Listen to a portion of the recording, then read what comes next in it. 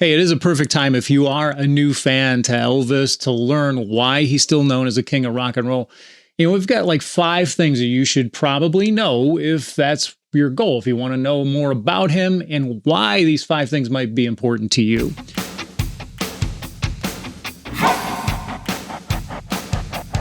So first off, I think you have to kind of go back a little bit. His controversy that he stirred up in his early days led to a certain kind of curiosity.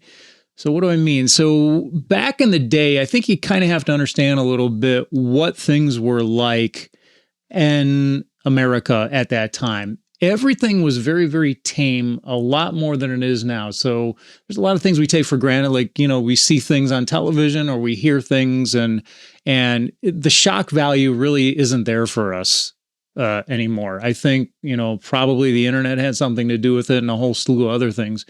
But you got to understand, back then, there wasn't the internet. There was only television, which was already in an infancy, basically. It was maybe 10 years old, maybe slightly more than that.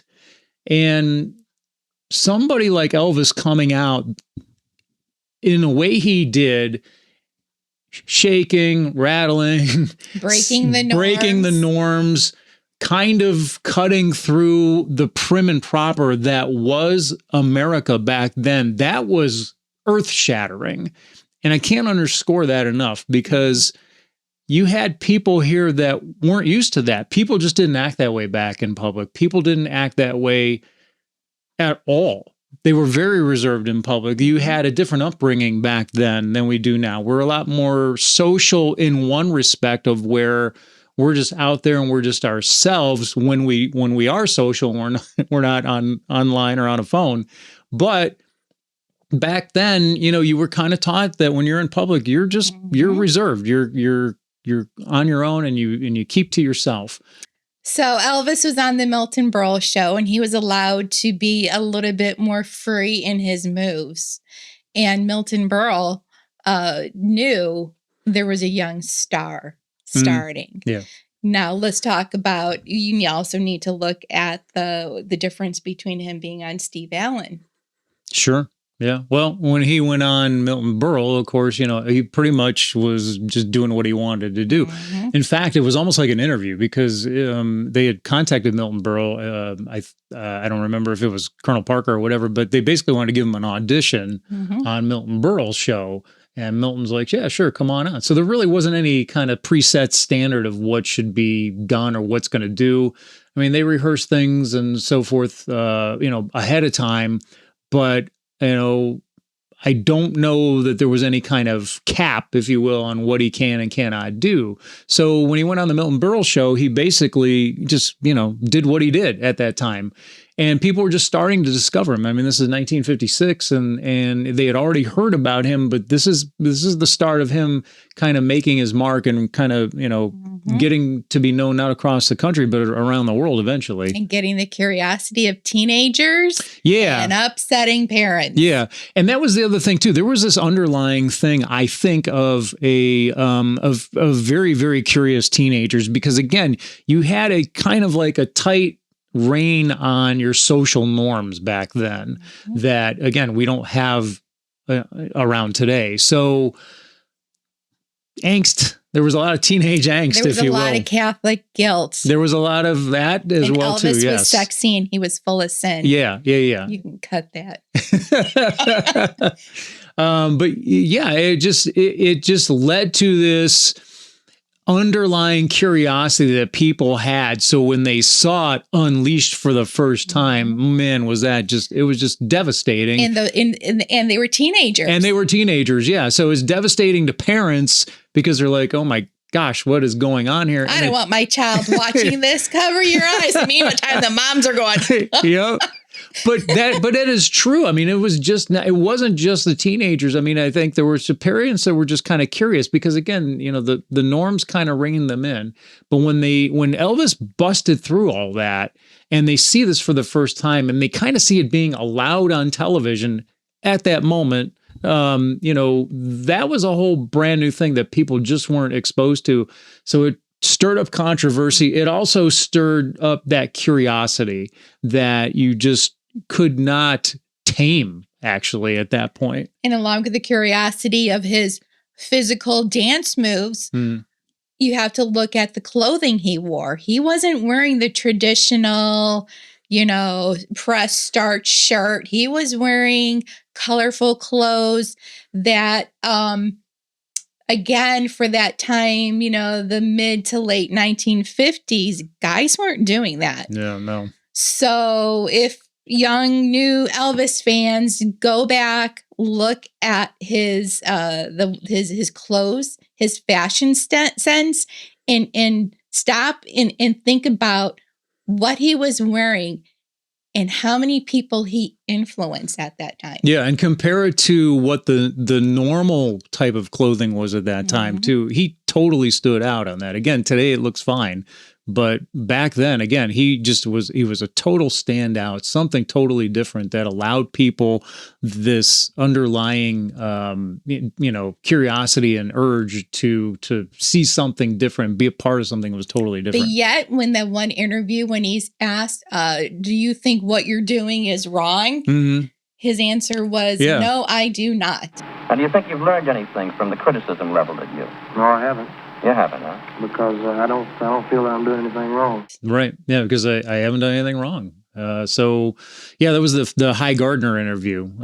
So it was just, you have to kind of understand that is one of the catalysts that kind of busted through, that got to people that, started to kind of take another look at Elvis and say, what's this guy all about?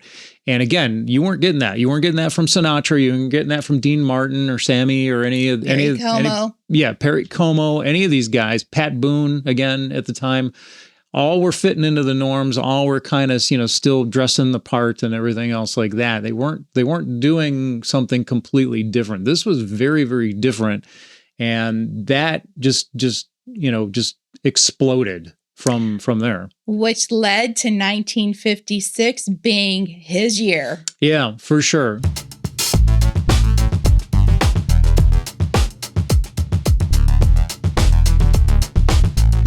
$1956 was a big year for Elvis. This is another thing that you'd want to kind of learn about.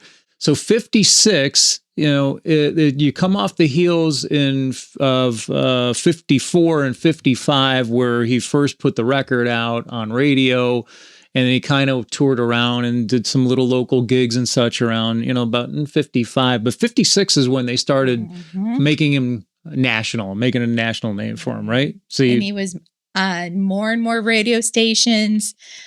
He was going across the country doing all those tours, TV shows, interviews. Yeah. He was on the Louisiana Hayride, which was a weekly, started out as a radio show, but eventually became also a television show. So that was very, very popular. He was on that, and 56 was going to be his final year on that, because he started to elevate in popularity, and it kind of didn't really fit the whole hayride theme, the Louisiana Hayride. He outgrew the Louisiana Hayride. Yeah, for sure. He did. The first year also, when Colonel Parker became his permanent manager, was in 1956 as well. You talk about, again, put him on the television shows, first on the Dorsey Brothers show that he made his very first appearance on a stage show. Then he had the appearance on, there was Milton Berle, and then there was Steve Allen, where he tried to tame him down and brand the new Elvis Presley that Elvis didn't want any part of. Then you had Ed Sullivan, who didn't even want to put him on initially, but also saw the ratings went through the roof from Milton Berle. Maybe not necessarily in a good way in some cases, but he saw the writing on the wall and thought, well, I got to have this guy on. And then that led to, we're only going to put him on from the waist up. So again, another piece of controversy there that people were just wanting to see. And then didn't Ed Sullivan say this is a very fine young man? Now, wait a moment. I wanted to say to Elvis Presley and the country that this is a real, decent, fine boy. So that reassured parents, because again, like Todd just said, at this time, Elvis is getting more popular and more popular. Yep. That when Ed Sullivan said, ladies and gentlemen, this is a fine young man, that was kind of like the seal of approval that Elvis. Yeah. But that wasn't on the very first show. This was after he had been on a few times, and finally, Ed Sullivan reined him in, or not reined him in, but Ed Sullivan gave him the seal of approval. Seal of approval. Yeah. And at that time, that meant a lot because the Sullivan Show was super popular, and they were just looking for just a confirmation that, hey, it's okay. He's a good apple. So, you had that. First movie comes out, Love Me Tender, 1956, another breakout moment. Such a good movie. So now he's a dual threat. He's also an actor. He's also a singer, and a very popular singer as well, too. Actually had pretty good acting chops in Love Me Tender. In fact, those first 4 movies were the best work that he ever did in a movie, in my opinion. His first 2 albums in 1956, the very first one, Elvis Presley, where it's got the photo of him on there and his very first songs, and he's jamming to the guitar and he's wailing, on stage. I believe that picture was shot in Florida somewhere. And then his second album, just called self-titled Elvis. Those 2 albums came out at that time too. So you had that going on as well. Very, very significant stuff, putting him on the map and getting his name out to not only, again, to the country, but starting to get his name recognized around the world once these albums and these movies started coming out. And the money started coming in. The money started coming in. Parker takes over and starts, managing everything, and, getting the contract starting and everything. Getting everything there. 1956 also, there's a little bit of a thing here that I want to throw in. There is a book called Elvis 56 by Alfred Wertheimer. I believe that's the name. The book basically is a pictorial of the behind the scenes of Elvis and his early days before really things started to rocket and take off. You had pictures of him on some of these shows, but you had a lot of behind the scenes stuff. You had a lot of personal pictures Kissing too. girls. Yeah, a lot of his personal stuff. Like Wertheimer would follow him around in his personal life and take a lot of candid snapshot photos. And these photos became very, very popular, and they're very coveted by Elvis fans these days. The reason why I bring this up and say that is also kind of another popular piece of 1956 is because you got those behind the scenes looks that were beyond what the public was seeing at the time. But what made that different is once Parker took over, Wertheimer said that he found out later, and I think he found out after Elvis had passed, that basically all the public rights to anything was going through Parker, and Parker shut all that off. And he shut off access to a lot of the stuff that was behind the scenes. So that is one of the reasons why these pictures that were taken of Elvis throughout his early days and behind the scenes and of his personal life were so coveted and gave a glimpse to the public of what this guy really was, which lent to his approachable, I'm the everyday kind of guy person. Sitting there just in his, socks, no shoe, no dress shoes on, just sitting there in his socks after just, performing or cutting a record or something. Just catching his breath. Yep.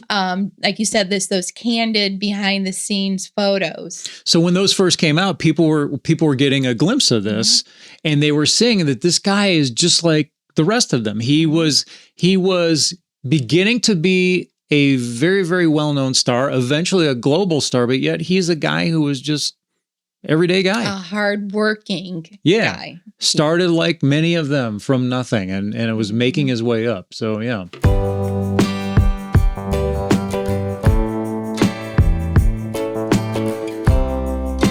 So in 1956, he already had he had Love Me Tender, he had an album, he had songs all over the radio, and the music was a new sound. he had this voice that kind of could transcend different genres. So this is another piece that made him stand out. He could sing anything. So there was rock and roll.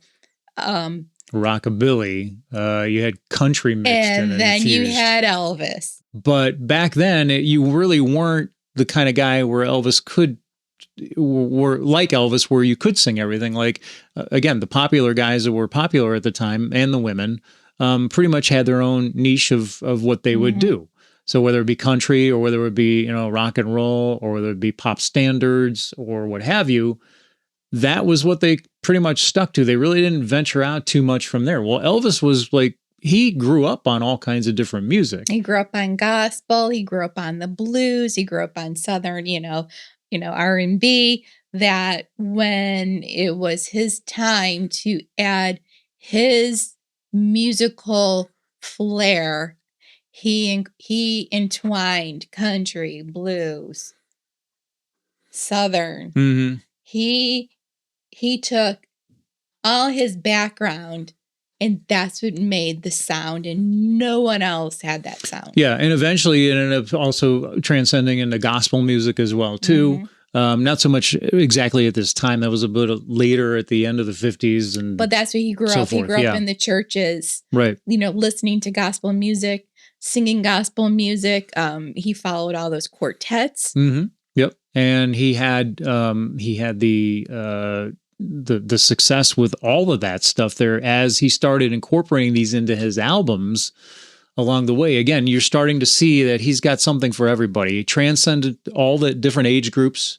So, you could have the young screaming girls that were going nuts for him, singing the rock and roll songs. And at the same time, he could sing, your standards, your old blues songs. You can sing the gospel songs and everything else in between. I mean, you hear stuff today, obviously, if you follow him, you listen to him on the radio, on Sirius in particular, there's songs you still hear today. You're like, I've never heard that before.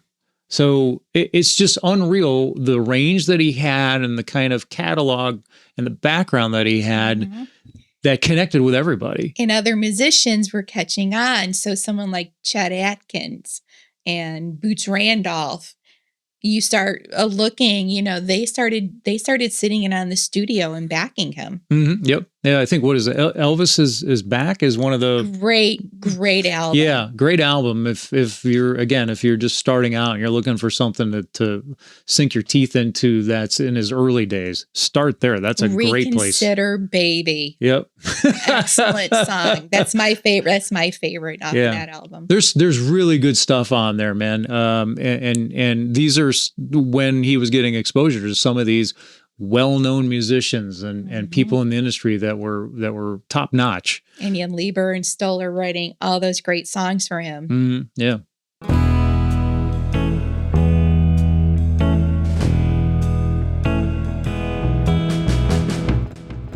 Elvis and his humanity. This was another big thing with Elvis that drawed him in to be so likable by so many people. His humanitarian efforts with his charitable contributions, some that people knew, while he's around, and but he was very modest about them. But there was a lot of stuff that nobody found out about until after he had passed. And just knowing then at that point just elevated his status of, again, just this unbelievable guy to another level once we found out after the fact of a lot of things he did behind the scenes that nobody ever knew.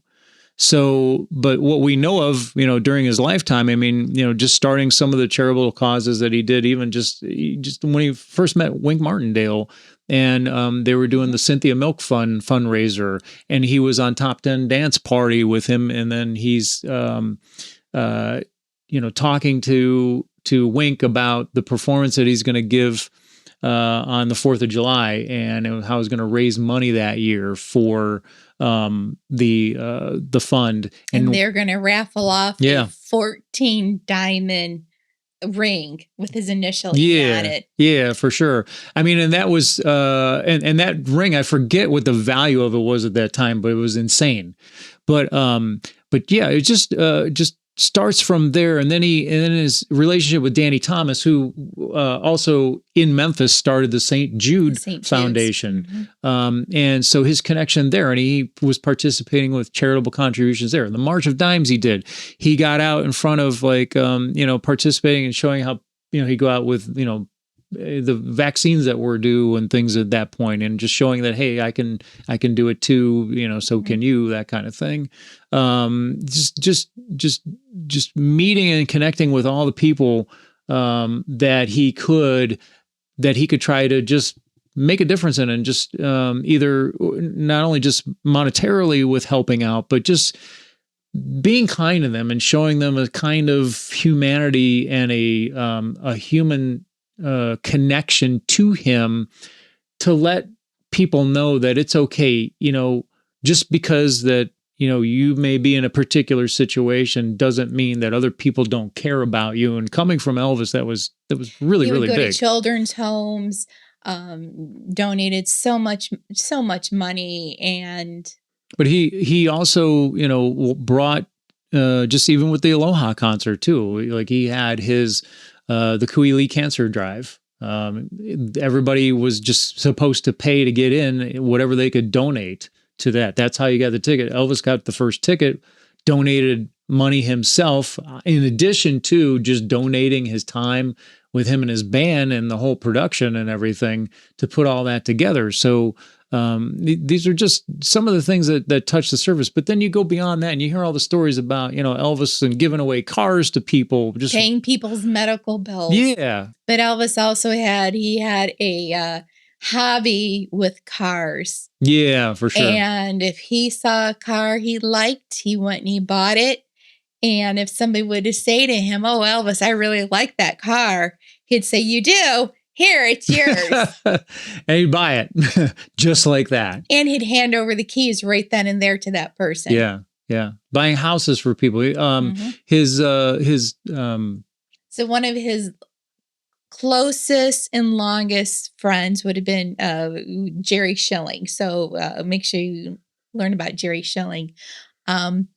But through their friendship, their brotherhood, eventually Elvis bought Jerry his home. Yeah. Because he never had a home.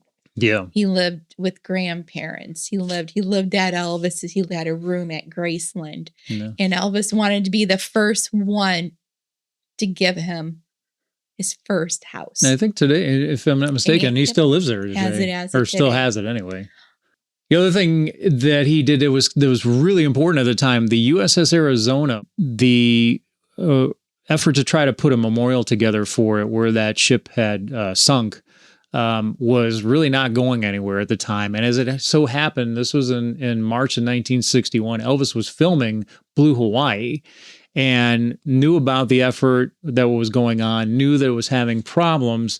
And he and the colonel decided, hey, I think we can help out, and decided to do a charity concert to help raise money to get the whole ball rolling again. And they had tried big name celebrities too before him that just didn't really, unfortunately, work out. It just wasn't bringing enough attention to it. So when Elvis decided to show up and do the benefit concert, man, did that come out of a big, first of all, it came out of nowhere, and it came off as a really, really big event, because first of all, he hadn't been in concert since before the Army. And as it turned out, he would not be back in concert until the 68 comeback. So crazy enough as that is, that concert was really, really big. And they raised, what did they raise? 50-some thousand, like that? $55,000. Which again, back then is big, big money. And that's the money that took the fundraising over the top. Yep. So the USS Arizona could be finally built. Yeah, the memorial that you see when you go there today, Elvis was a big part of making that happen. We would not have that today if that wasn't for him, putting his effort out there and making a big deal of it. But he he was just someone who just was really all about helping out other people.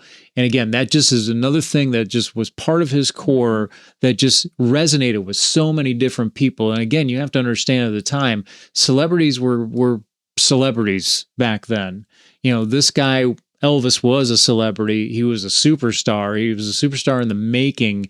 And yet it didn't matter because you knew, like, when you were around him or you could talk to him, he welcomed everybody. He accepted everybody. He was approachable. He was kind. He was thankful for his fans. And it was just on a different level than what you were normally seeing at that time.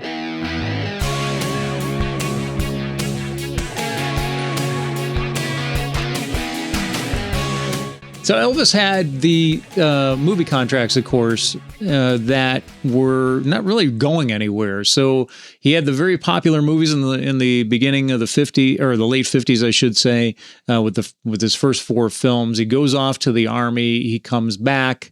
And then basically any of the good scripts and everything just kind of tanked. He went into GI Blues. He went into Blue Hawaii. Those were the first 2 coming back from the army. And again, Blue Hawaii is a fan favorite, if not the favorite of all fans in general. But the scripts just weren't there anymore. And the ability for him to pull off the acting that he did, especially in Jailhouse Rock and in King Creole, just weren't there. They were just poor scripts, and they were just kind of rushed through, and there was money issues, so there was not a whole lot to spend on a whole lot of different things. And you go from Love Me Tender, which was it was a beautiful, beautiful story.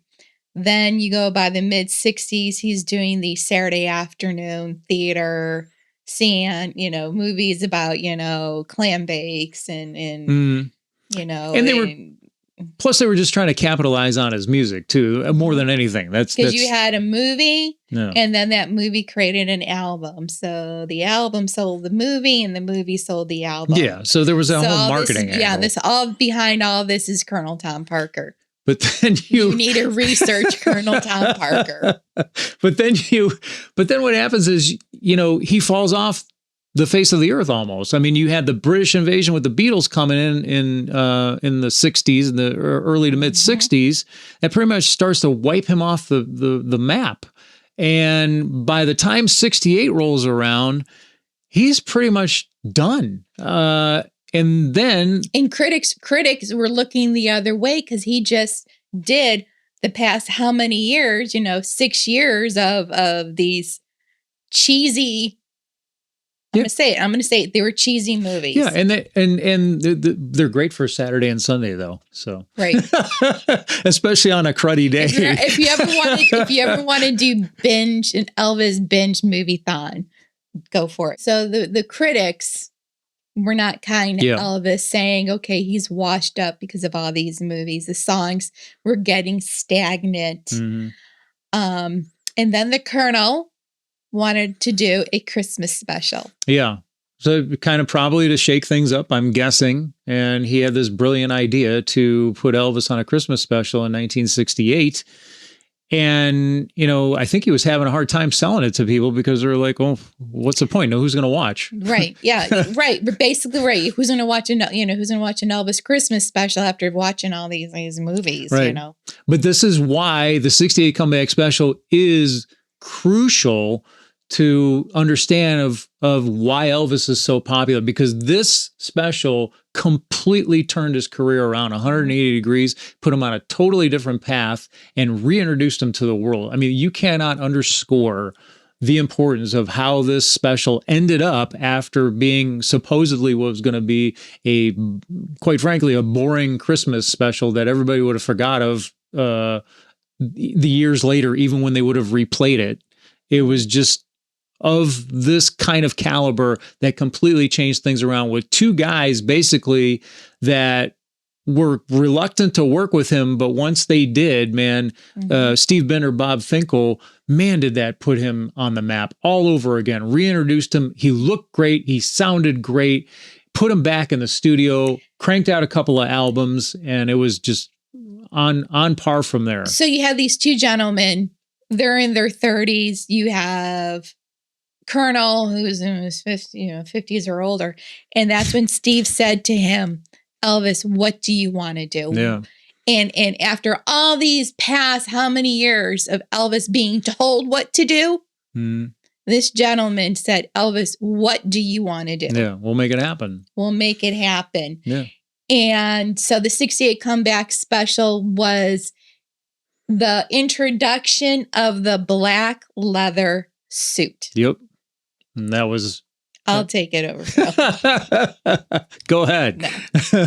But yeah, that, seeing him in that suit, putting him in an intimate setting where he's actually, being able to be right there with the fans, sing songs.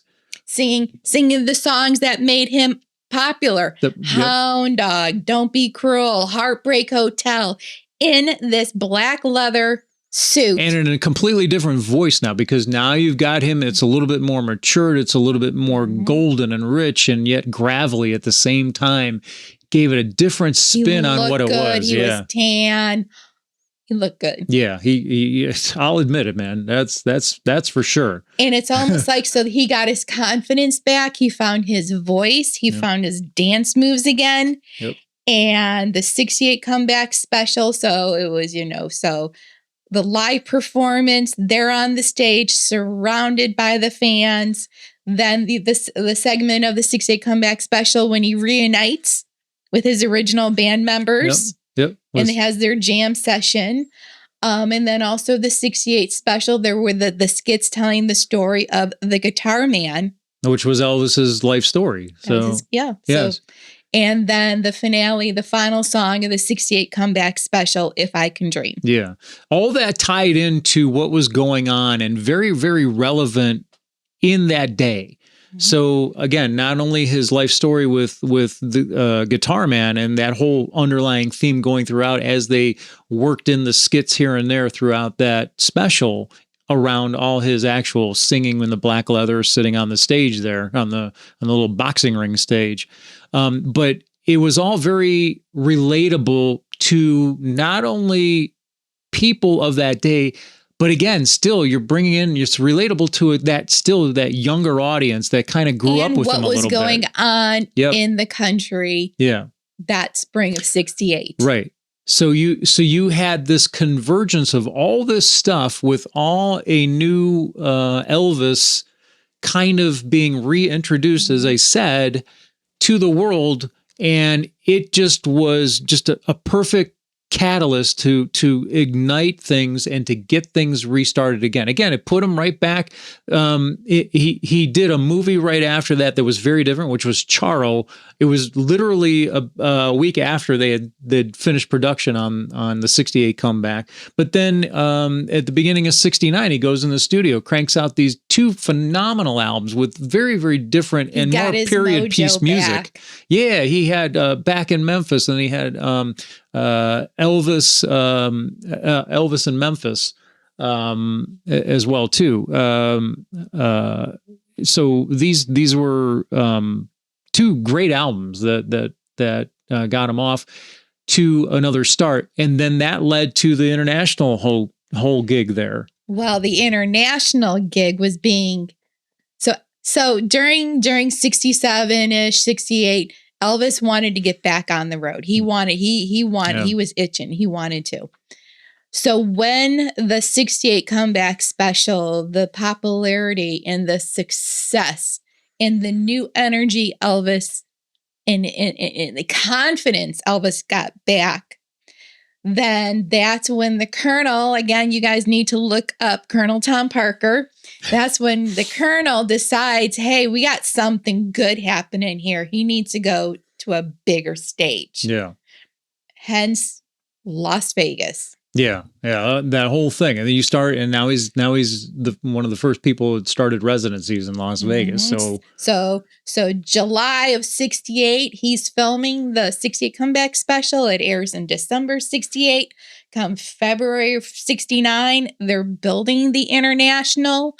Elvis is there when they're breaking ground. Fact, all the guys are wearing hard hats, except for Elvis. You didn't want to ruin that dude. Love that. I love that. There's a picture out there you have to find. I just love that photo. Yeah. So then Elvis goes to Vegas. He started the Las Vegas residency. Yeah. Yeah, for sure. And all because of the 68 comeback special. Yeah, and he broke attendance records. That first appearance there was 54 gigs. Every one of them were sold out completely and set attendance records from July 31st until the end of August of 69. That was his first set of going into there, and it was just a massive, massive popular sellout to a brand new hotel. And again, reintroducing him, and he had, his stage show now. Now he had this whole stage show going. He ends up going back out on tour because of all this as well, too. And he has the success of the tour. A couple documentaries followed as well, too. That's the way it is. And Elvis on tour. And then, of course, then the Aloha special, then a few years later, through all that as well, too. So it just set him off on a whole new trajectory. And again, in a whole brand new popularity where people got reintroduced to them. And then the fever just went even higher and higher than it already was out of nowhere.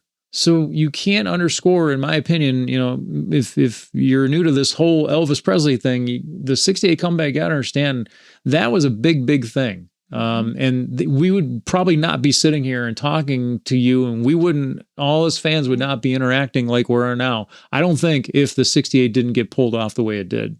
I agree. Yeah. Well, that's our things, our top 5 things that we think every new Elvis fan should know and why you should know it. What do you think? Do you agree with us?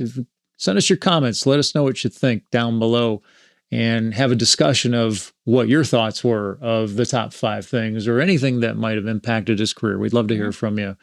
Don't forget to subscribe and automatically become one of our EIPs and become a member automatically. Doesn't cost anything. Share us with all your friends and family, and just set yourself notifications if you want to know when the next episodes are coming out. But we really sincerely appreciate all of you, and we thank you very, very much for watching.